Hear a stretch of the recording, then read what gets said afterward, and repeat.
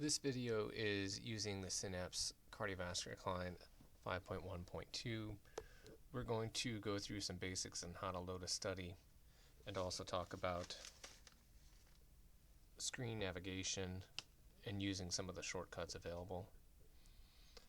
We're going to use a test patient, so you can either use this button up here to pull up the select patient screen, or you can go from the file area and select patients. Loading non-database study is important if you have an outside hospital CD. And you can see there's some other options available. So we'll take this test patient. This is one of our sonographers this was her interview echocardiogram that she performed. So double click on the patient. What you might not be able to see on the screenshot is often I use the page up or page down button on the keyboard to toggle between different thumbnails here on the side. In addition, the up and down arrows on the keyboard speed up or slow down the clip. So we're going to start with these basic parasternal long axis views. So using the front and back arrow, you can go by frame. So if you're trying to determine if there's a flail leaflet or if there's a certain wall motion that's not a wall that's not coming in, you can use the front and back arrows. You can also speed up the frame by using the up arrow. You can slow down the frame by using the bottom arrow. So these are often very useful. And then again, I'm using the page down button to go to my next view. So these are the page up and page down buttons. On the left hand side, you see the thumbnails of each of the images for this study. We'll name the images as we go through to get a basic understanding. And then we'll use other videos to discuss things like measuring different chambers themselves. These first views of the parasternal long axis view, we're going to freeze it here. This is the right ventricular outflow tract. This is the aortic valve with the aorta, left ventricle, mitral valve, and left atrium. There's a certain American Society of Echo guidelines in terms of image capture, starting with these M-mode images through both the aortic valve, the ventricle, and the mitral valve. Often they get zoomed in images of both the mitral valve and the aortic valve. This is adding color Doppler, looking for direction of blood flow. The probe is up here. Going towards the probe would be red color. Away from the probe would be a blue color. This helps us determine direction of flow. Now we're angling the probe. We're looking at the right ventricular outflow tract right here. These are short axis views, so this is the parasternal short axis.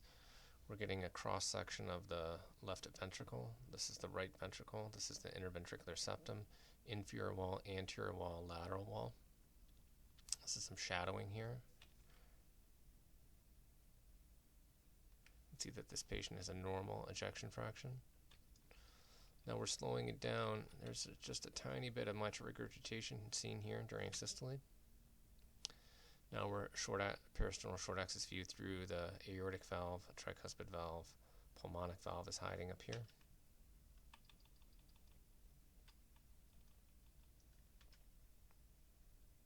So great images.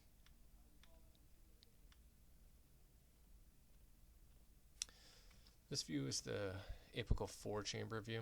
So now they're about 3 centimeters below the nipple, or versus the nipple in the anterior axillary line. You see the tricuspid valve, the mitral valve, left atrium, right ventricle, left ventricle, normal right and left ventricular systolic function.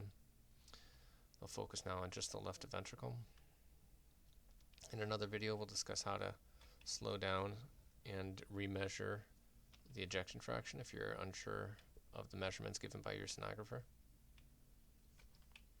So again, we can slow down and see that there's that minimal mitral regurgitation right here.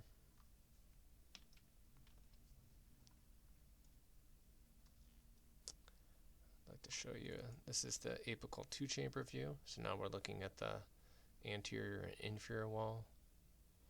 And this is the apical 3-chamber. This is similar to the peristome long axis view where you have the anterior septum, posterior wall here. We'll go back quickly to the 4-chamber view to discuss that this is the inferoseptum, this is the lateral wall, and this is the apex. In future videos, we'll describe more regarding use of knobology and going back and forth. Briefly, in order to increase the gain of the image or the contrast of the image, you can use these buttons up at front.